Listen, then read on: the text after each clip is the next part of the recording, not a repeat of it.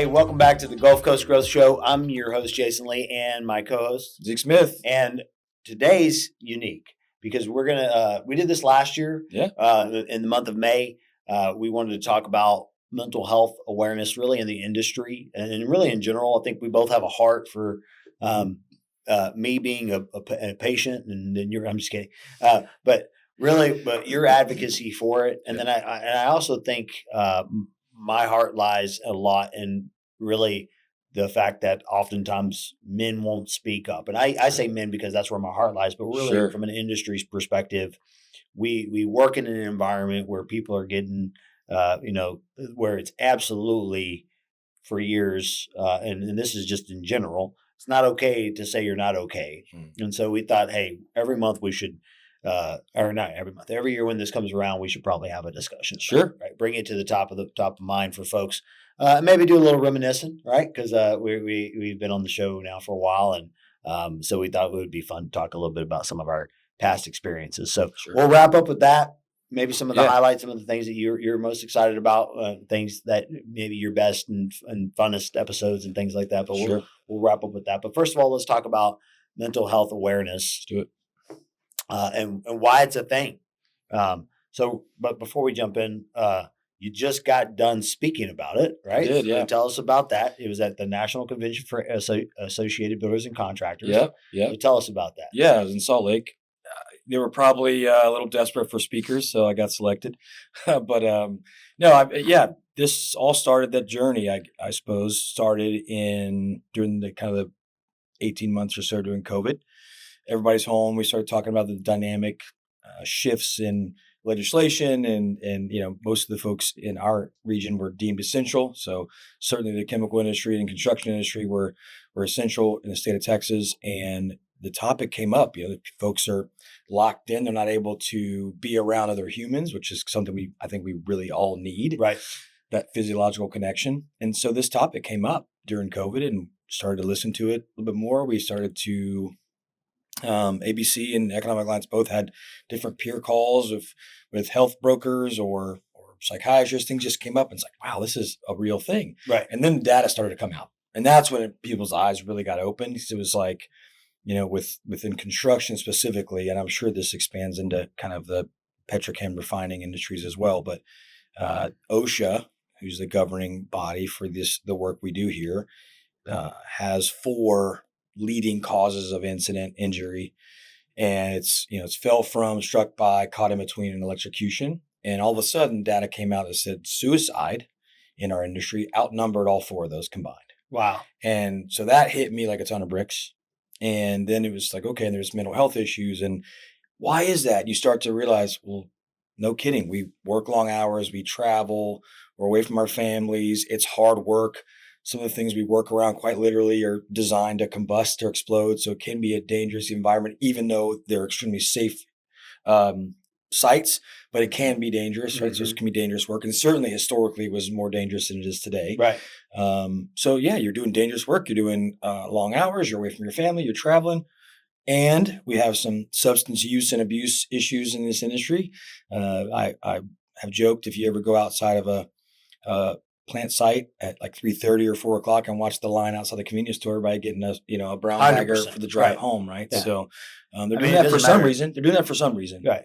Every movie you watch, if there's construction, it's like it's the same thing. Like they don't ever show guys after construction being like, we should go talk about stuff yoga. and hang out, go do some yoga. No, it's like the same thing. Correct. Cold beers somewhere, and that's the pattern. Yeah. So that became, and pun intended here, is surely a cocktail for disaster when you put folks that have some addiction issues, are not with their families, work long hours, doing hard, laborious work, very difficult work. And not to mention during COVID, some of these environments, they took away some of the people. The airports and schools are like, okay, well, let's speed up. Let's do more work. Let's work harder and be away from your families even more so. Yeah. So you took all that. And then also, I think if we remember, elective procedures like getting your knee fixed or your hip, your back looked at or whatever, those went away. Right. And so everybody in this industry knows somebody on a job site that's beat up and got some metal parts in them if they've worked in this industry long enough. Right. You got fixed knee or hip or have broken some joints, or like my dad missing a tip of his finger or something, right? Yeah. So when you take away these elective surgeries, what did they do? Well, they prescribed very strong addictive medications. Right. And so you're handing potential addicts, or folks that certainly may be untreated addicts, of the most potent chemicals ever made on earth. Right. And you're saying, okay, don't get addicted to this. Solve the problem right now because we can't fix it. Well, no kidding. You're going to have some issues there with mental health, right? I had an elective surgery scheduled during COVID, and now I have a daughter. Yeah. Right. So happy accident. Right. So my little quarantenio, as we call her. But anyway, to keep it a little bit light, but yeah, no wonder there's an issue with mental health. And we can use a lot of the clinical terminology, say mental health and resiliency, but really what we're talking about is stress, burnout, distraction. Right. And the connection there for our folks, this industry, is safety. Right. Physical safety. You want to be safe. That is the red thread. It's paramount in everything we do in this industry. So if we asked you, Jason, hey, you're up on a scaffold and you're distracted or tired or angry or having something going on at home, you're inherently less safe, right? Right. So there's the issue. That's kind of the foundational where this all jumped off.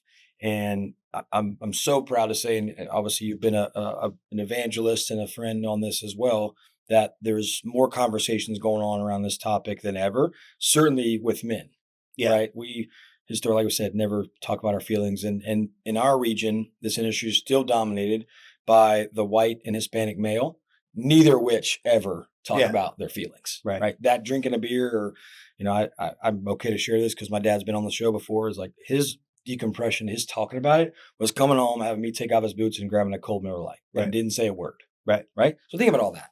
Think about all the things he's trying to decompress on and not just having anybody to talk to. Not that my mom wasn't there, but he didn't know how to express that. Yeah. Right. People don't know how to. Exactly. So I think that the value of even just me and you sitting here chopping it up on our show is how many people will understand it's okay to talk about it. Right. And we talk about it. Right. It's not just a campaign in May or September or something you do on social media. It's like, we talk about this here, whether it be the Alliance or our member companies do a lot of great work. I know there's several of our companies that do a lot of great work around this for their employees. We ask everything of our employees. You know that. I mean, we ask you to do work all hours of the day and night and a lot of sacrifice. So why wouldn't we as companies give something back to them to make them be a better version of their whole self? That makes sense. Why wouldn't we do that? So very proud of the work that this industry, and look, I wouldn't have been afforded opportunities to go talk in Salt Lake City at ABC National Convention, or these other opportunities I have, which I'm very blessed to go do. It's a passion of mine. But if the industry wasn't talking about it, they wouldn't care to let some guy in Houston come talk about mental health. So I think that's a big win, and we've still got work to do, but very proud of the efforts of our industry, and certainly Economic Alliance has been a supporter of that. And our producer, Mandy, is always pushing this topic with us too, which we love her for that. So, it's fantastic. So, walk us through what, if a company says, hey, I want to embrace this, right? Maybe they're not doing it now. What are some fundamental steps that people can take to kick something like this off? What are like step 1, step 2, step 3? These would be the big 3 if you want to start bringing some awareness. And what tools are out there to help support them? Yeah.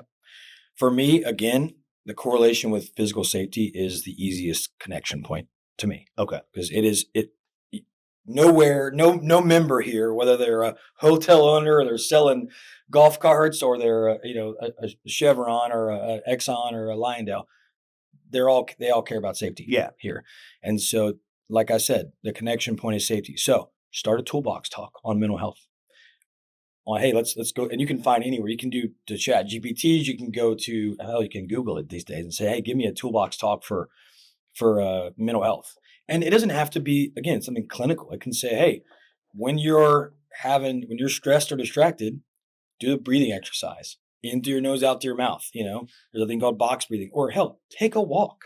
Yeah, that's a big one. Everybody's like, oh, you got to do this meditation. I don't want to do all that. Man, deep breath, walk away, take a walk outside for a minute, and cool down, and then go address it, right? Or again, having your leadership whatever level, come out and say, we will talk, we can and will talk about this topic here. It's okay.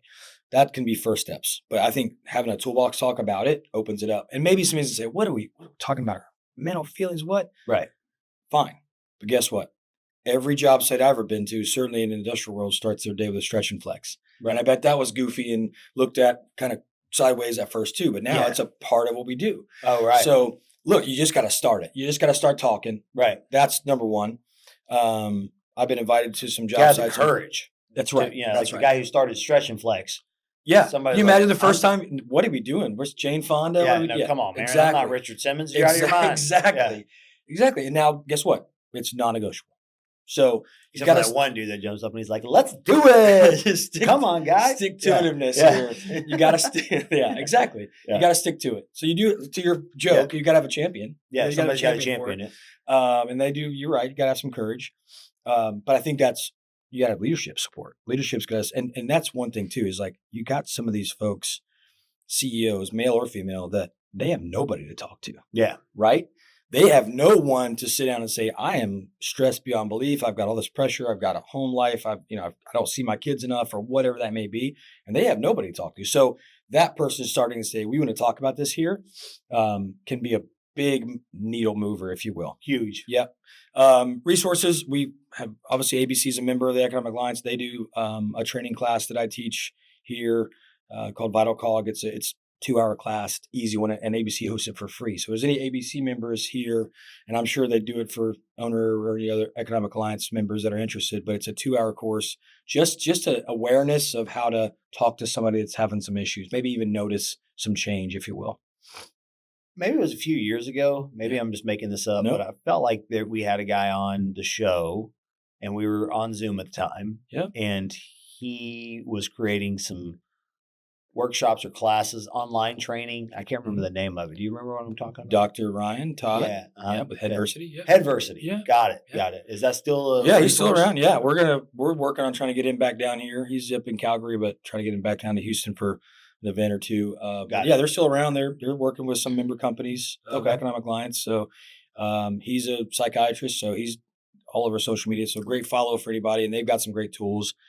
There is an organization too that I want to shout out. That's a great one. And I know not everybody listening is in construction, but there's a organization called Construction Industry Alliance for Suicide Prevention. And they have, countless tools. Nice. Toolbox talks. They give vests that have suicide prevention up. They give 988 heart stickers. Nice. For those that don't know, 988 used to be a veterans crisis line, but now it's the national crisis line. So when you call, you are going to be connected to a licensed mental health professional counselor of some sort. Oh, so that's great. We had started making hard hat stickers like that. So that's a great exercise to do. Just start posting those things up there. But again, the stick-to-itiveness is important. You can't just make it a campaign for May or whatever. It's like, no, this is what we do. We're going to give you 988. If you're having trouble, make a call. Yeah. So you start. That's right. But you got to start because you're not going to build this mental health and psychological safety culture in a month. You've got to stick to some of those things and make them foundational to what you do. It's got to be part of the behavior. Kind of like anything you want to change. You just have to make it. And I appreciate you for making it sound as easy as it can be. You're right. You're spot on. This is not some huge shift change, turning the tanker. No, it's like when people say, "Hey, I'm changing an ERP system, or I'm changing the way you clock in," or we used to do manual timesheets, and now you got to log in. Like I remember that happened to me at like a grocery store when I was a kid, or whatever. They're like, "We're changing the way you got to go to this login thing," and it sucked for like the first couple of months because everybody that you're constantly getting corrected because you didn't log out or something stupid, right? And it was different when you had to It was just a weird thing. It took like 3 months for us to be, then they graded everybody. And they're like, wow, you're doing it. We're at 100% no missed punches. You're like, they stuck to it. Congratulations. Yeah. We were able to clock in and clock out right. Like it was a big deal. Yeah. They stuck to it and it became a thing. Yeah. So, I think the big call out that I hear, right. And this is like, again, if everywhere I've gone, Economic Alliance, Associated Builders Contractors, everywhere that I've gone, I've heard safety. Just safety. They have safety oars. They have safety everything. Absolutely. So I mean, to me, this just gets right bucketed in there with safety. Sure. Because if you have more risk of people dying through suicide than all 4 safety risks, to me, that's right there in that safety deal. Why would you not So, do something about so that? why right? not just Sure. look at safety and go, okay, I'm going to do the same thing Sure. because There's a physiological connection. I mean, you know, I know you know this, and we've all had experiences with our parents or ourselves with health issues. When you are more stressed, your body causes inflammation. It 100%. makes you less healthy. Yeah. Right. So there is a connection between or less focus. That's right. Can't That is no sleep. doubt. Yeah, No doubt. yeah. And so the physiological connection is pretty easy to those are easy dots to connect as well. You will be less physically safe if you're not all there. There's a term now, and we always have these new sexy terms. Presenteeism. You ever heard of that term before, Jason?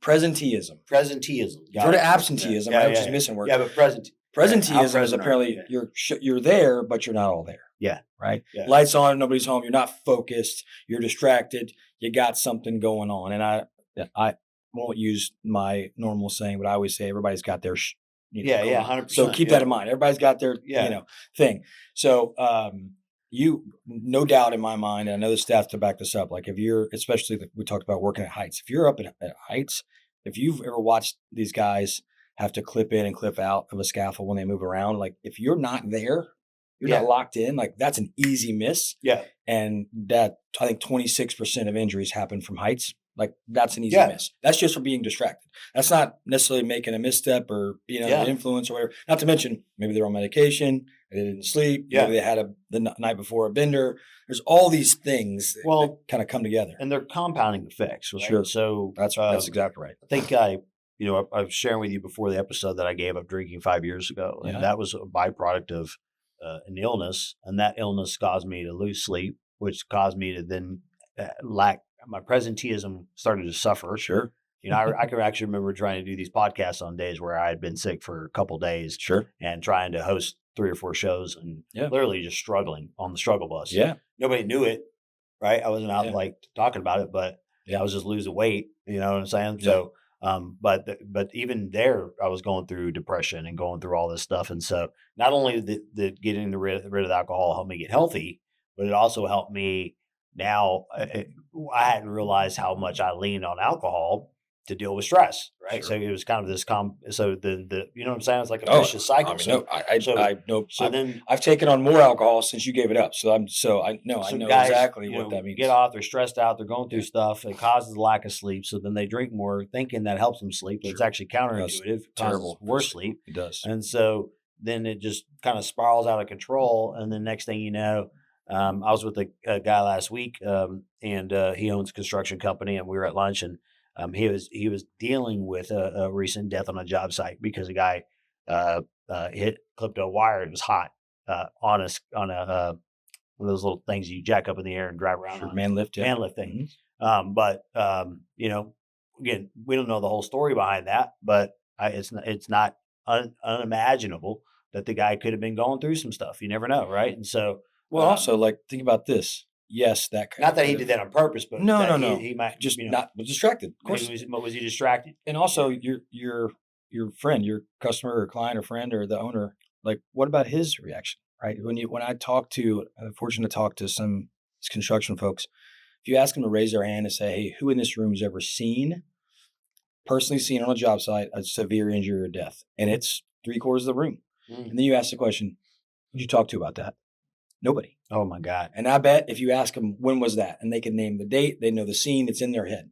And nobody's talking about that. So we got generations of folks that have seen some, and then you add the veteran community that's seen some things in combat. Yeah. You've got some folks here that have seen some, and I don't want to overuse the word trauma here, but you've got some folks that have seen some traumatic things and didn't talk about it because we didn't talk about it. Yeah. And so there's this term, and it's a little clinical, but I'll connect the dots if you'll bear with me. Psychological safety.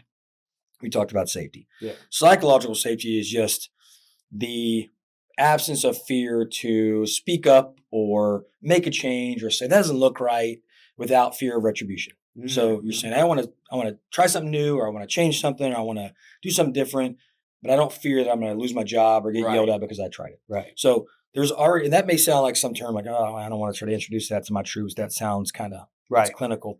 We already do in this industry a perfect example of psychological safety. Any guesses? I'll give you a guess, but I'll answer it for you. From day one, when we have an apprentice or any employee step on a job site, they are given this psychological safety, and it's called stop work authority. So anybody on a job site, for the most part, I'm sure it's probably 100% of our members, any employee has a authority to say, boss or somebody, this doesn't look right, we're stopping. Raise your hand. This looks off. It doesn't look safe. Something's off, without fear of getting fired or yelled at or rung up or whatever, rinsed up and down. Right. So we already do it. This isn't saying, well, we had to introduce psychological safety on job sites. Man, we've been doing that. Stop work authority has been around for years. Yeah. And every company knows that terminology. Right. The reason I bring it up. And it's totally kosher. 100%. It's again, some trade could be out there and be like, nope, we're not moving forward. They got to stop and look and make sure and make it safe if it's not, or say, nope, all clear, we got it. Thank you, good job. That could have been worse. Right. I mean, so that to me, to kind of bring it full circle to your point a minute ago about how easy it can be to make change, just start speaking the language, connect the dots. We're already doing some of these things. So when you try to talk like an academic and change it and say this big campaign, that can, kind of blow past people. Right. But we just connect the dots with what we're already doing in the industry and say, we talk about this and that's what this is. You will be shocked how many folks come out of the woodworks and say, man, I'm so glad we talk about this here. And guess what? Now I know how to go home and talk to my kids. I mean, you got a teenage daughter, which I'm sure you're constantly struggling how to make a connection. We were joking about Mandy and her daughter and trying to make that connection. I've got 3 kids that 2 boys and a girl that I'm always trying to learn their language and connect the dots. So I think we forget that just talking about that at work can help you come home and have a better connection with whether your spouse or your kids. And all these kids, certainly your daughter's age was around during the COVID craziness. And so there's something there with those kids. They weren't in school. They didn't have the connection that we did in school with kids for some time. Right. And so that's whether it's, bubbled up in their personality or behavior or not, it may, and it's there. And so I think being able to talk at work about this topic or about how you're feeling can really help at home, because there's no more, this, buddy. We know it both. There's no work-life balance. I think that's so powerful, is just to start talking about it, integrate it into safety, your safety culture, and stick with it. Those are the things, because we have so many new and bright campaigns and ideas that go into the black hole of new ideas. Awesome. So if we stick to it, I think we can make a real change. So, that was awesome. So we got a lot of good information out there today.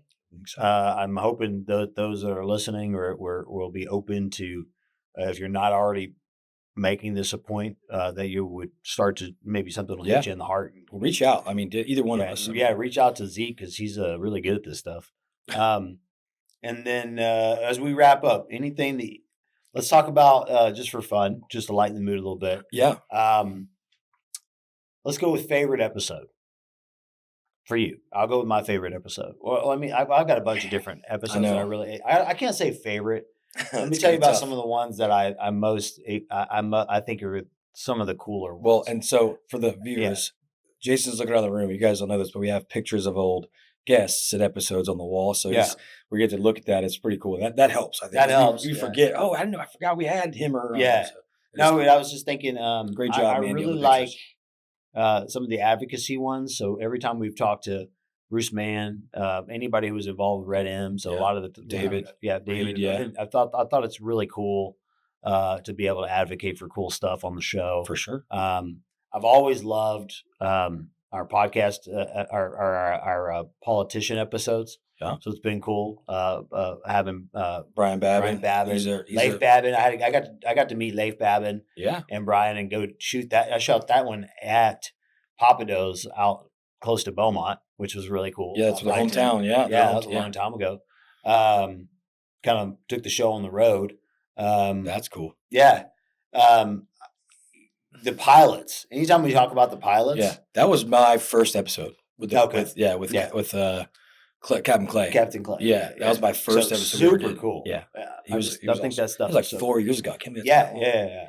He was just on again, I think, right? He was just on again. Yeah. I just picked up a pilot as a client.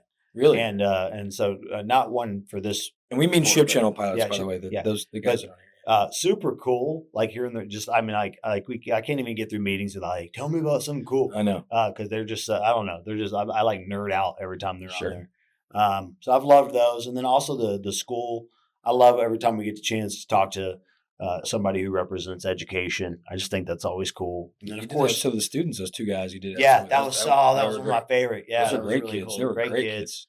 So, and then I'd be lying if I say it wasn't really fun to have my mom on the show. That was so fun. Dude, that's what's going to be. I mean, obviously, I've had my son and my dad on here and my mom, but your mom was the first of that, and that still is one of my. I mean, she was literally the sweetest human ever. She's so cool. She was so honored. I get to go see her today, and she was not. I was surprised. She was not nervous at all. Oh, She yeah. was like locked in on point, like ready to She's go. chilling. She was herself. Yeah, She was the sweetest. I mean, she's absolutely she had her notes and beautiful. everything. Yeah, she did have her notes. She's She's a little yellow I mean, notepad. she is, guys. If you ever get a chance to meet Jason's mom, she's sweet. She's beautiful. I don't know. She's 70 years old or something. She's, I mean, just looks 20 years younger than she is. Yeah, And the sweetest thing, and was served our community in Deer Park for a long time. So Pasadena. or Pasadena. Sorry, yeah, that's right.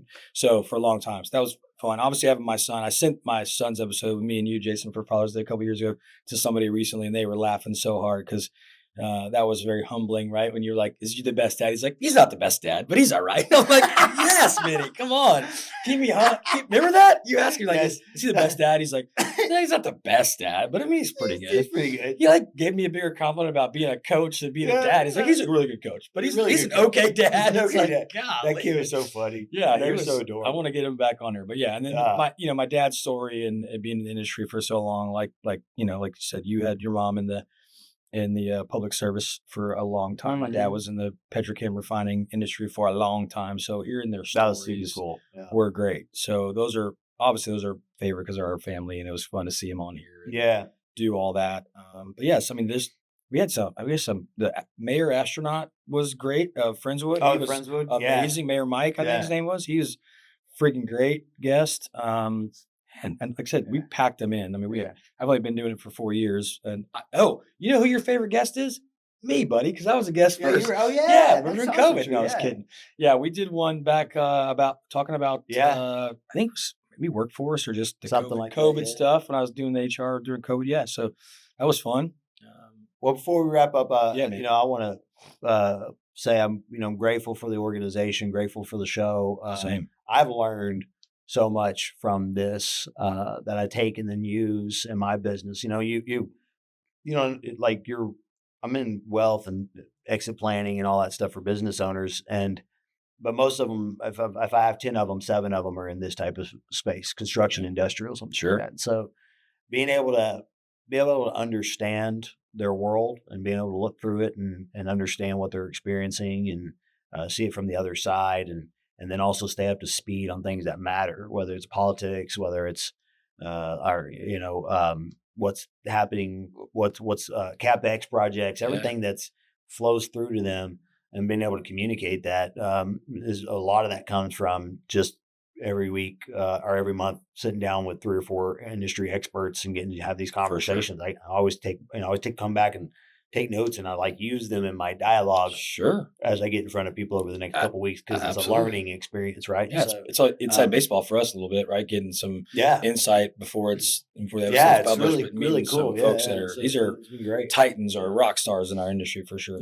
Yeah, I mean, on that note, I appreciate you. I mean, first of all, the show has been a highlight of my career, and it was all because Jason was doing the show by himself for a while, and I was like, man, we could do this together. That'd be fun. He were like, oh, hell yeah, let's do that. Let's so do it. Yeah. I appreciate you going to Chad and that opportunity, and it's been really fun. I think the most fun part of it is like getting to be closer to you and get friends, and absolutely gone through it together, both of us, some crazy up and down life stuff. Big blessing. Yeah. So, and obviously doing some work together. And it was weird too, because I was totally I was willing to negotiate. Now, you didn't know this, but I had previously stated in my contract that I wouldn't let anybody come on that had better hair and okay, well, taller than me. I'm sorry, buddy.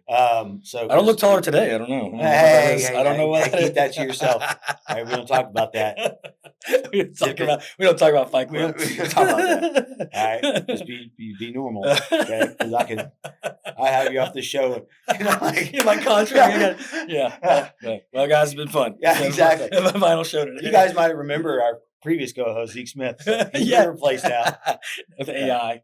All right, man. I love Awesome. you, brother. Love you, brother. Well, hey guys, we appreciate you. Great having you on. Well, you know what? I don't even want to say we had lightened the mood because there was nothing heavy about talking about mental health because it shouldn't be heavy. That's right. That's just the truth. It should be, again, part of our just normal dialogue. And so we are in the industry. Hopefully, if you're out there, whether you're working in the field, you've got people in the field, or you're in the office, you're talking about this kind of stuff because you're right. I got thinking as we were talking about this, I thought, man, my wife works, I work, we're bouncing from thing to thing, getting hit from different angles all the time. I can't imagine, if I have the ability to adjust my schedule. Sure. I have the ability to make things on the fly. And I thought about when I drive by these job sites and some of this stuff, like there ain't no adjustment, like you don't get to call in because like if you don't show up, something's not getting done. That's right. And a lot of these guys have a lot of people leaning on them. So they got the pressure of their family pressing on, I started thinking about that. I was like, man, that's just, it's a lot. You got to be able to talk it out. People need to be able to talk it about. We need that connection. We need toolbox talk. Add it to your toolbox talk now, right? We're going to talk about mental health. Love it. We appreciate you guys as always. Thanks for tuning in. And we just, again, reach out to Zeke, myself on LinkedIn. If you guys have feedback, you want to give us some people who would be great prospects for the show. Yeah. Please give us some feedback, some insight. And again, thank you guys for tuning in this week.